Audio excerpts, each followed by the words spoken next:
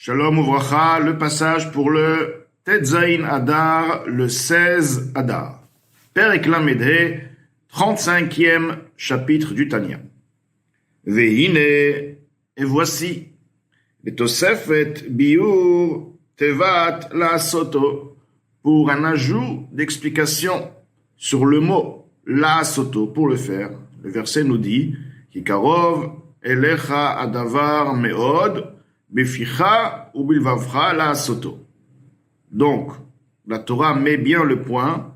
La finalité du verset, c'est la soto. Beficha ou bilvavcha la soto, ce qui nous fait comprendre également, à part les explications qui ont été déjà données, que le but de Beficha ou bilvavcha, c'est-à-dire Beficha, la parole, bilvavcha, le cœur, les sentiments, la compréhension aussi également, la soto pour finalement atteindre l'action. Donc, on va là, l'Admour HaZaken va expliquer la particularité qui se fait de par la mitzvah lorsqu'elle se fait par une action. À l'exception donc de celle qui se fait par la parole et par la pensée. Donc l'action a une particularité, a une puissance particulière dont le Perek Lamedhe, l'Admour HaZaken va nous expliquer. Vegam lehavin me'at mizer tachlit briat habenonim. Aussi, une deuxième chose aussi, comprendre un peu, le but de la création de ceux qui sont bénonim, c'est-à-dire ceux qui sont intermédiaires, le niveau qui est entre le tzaddik et le rachat, comme expliqué dans les prakim précédents. Viridat nishmotem le'olam hazeh. Et aussi, donc, la raison de la descente de leur neshama, de leur âme dans ce monde-ci. Itlabesh benafsham abeamit, pour s'investir, s'habiller dans leur âme animale, shemea klipa, dont l'âme animale provient, la source est l'impureté, ce qui s'appelle klipa, l'écorce. Vesitra achara, l'autre côté. Meachar shelo yuchlu leshalcha kol yemehem, étant donné qu'ils ne vont pas pouvoir la chasser durant toute leur vie, on va pas pouvoir chasser l'âme animale, velitrotam imkoma, et également aussi leur repousser de son emplacement, mechalal asmani shebalev, qui se trouve dans la cavité gauche du cœur, shelo yalu mimena hirurim el hamoach, afin qu'il ne se présente pas à partir de la cavité gauche de l'âme animale qui se trouve dans la cavité gauche, des pensées au cerveau. C'est-à-dire que le Benoni, il a tout de même des pensées qui interviennent, des désirs, et c'est à ce moment-là que le Benoni intervient, où il repousse avec deux mains totalement, que ce soit la pensée, la parole ou l'action, tout ce qui est Yanavera, et également il se renforce pour faire les mitzvot, mais tout de même, il a en lui ses pensées, leur source est dans les midot, en effet la source, les midot du nefesh abahamit, qui se trouve donc dans la cavité gauche. Donc, apparemment, du fait que le Benoni doit se combattre durant toute sa vie avec l'âme animale, quel est l'intérêt de cette bataille, puisque cette bataille ne va jamais être gagnée, c'est-à-dire que l'âme animale va toujours être présente. Alors, effectivement, ça a été expliqué plus haut, et là que Jbochou approuve un plaisir extraordinaire, justement, de la soumission de l'âme animale. Donc, les Bénonim, leur travail reste justement dans ce domaine, non pas de la transformation de l'âme animale et de l'élimination du mal qui se trouve en elle, mais justement de la soumission. Et c'est le travail des Bénonim, comme expliqué plus haut. Tout de même, dans ce cas-là, il aurait pu être d'une autre manière où l'âme animale a un emplacement, l'âme divine un autre emplacement, et non pas comme est actuellement, où l'âme divine se trouve dans l'âme animale. C'est-à-dire que l'âme animale gère et soumet d'une certaine manière, met en exil l'âme divine. C'est-à-dire cette guerre pouvait se passer de la même manière que l'âme animale ne se trouve pas au sein de l'âme divine. L'âme divine n'aurait pas dû se trouver au sein de l'âme animale. Donc quel est le but de ce système où l'âme animale se trouve par-dessus l'âme divine? A priori, elle domine l'âme divine, et là, l'âme divine doit combattre, et malgré cette bataille, on va dire, bon d'accord, il y a une bataille, donc il faut que ça se passe de sorte, mais cette bataille n'est jamais gagnée. Donc pourquoi HaKadosh Baruch Hu a fait de sorte, déjà, l'idée générale de l'âme animale chez les Bénonim, et de manière plus particulière, pourquoi ça se passe de sorte où l'âme divine se trouve au sein même de l'âme animale. Donc, et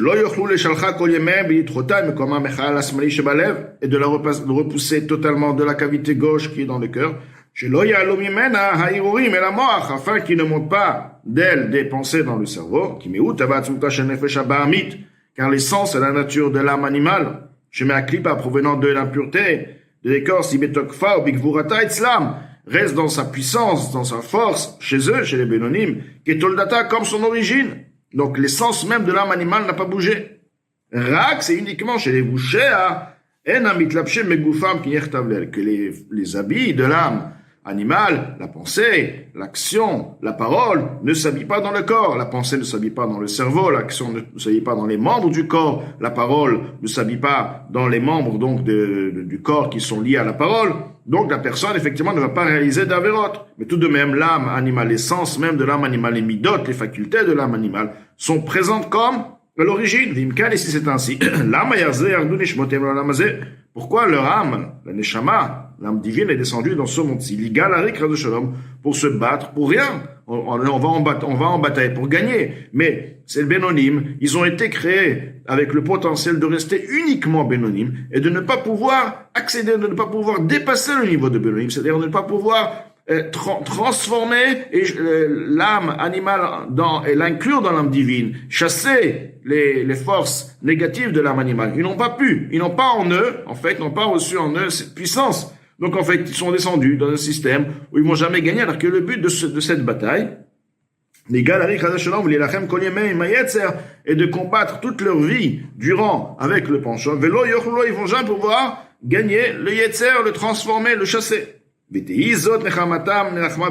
ceci, Admorazaken nous dit, sera leur consolation pour les consoler doublement. Les touchia pour un salut, pour donc une réussite, pour une atzlacha, une libération. Ou les sameach libam, et réjouir leur cœur, Bashem Ashochenitam, Betor Toratam Avodatam, mon Dieu, qui réside avec eux au sein de leur étude, de leur Torah et de leur service. Donc déjà, Admorazaken nous dit tout d'abord, ils doivent savoir, HaKadosh Baruch Hu réside en eux pendant leur tfila, pendant leur Torah, les mitzvot.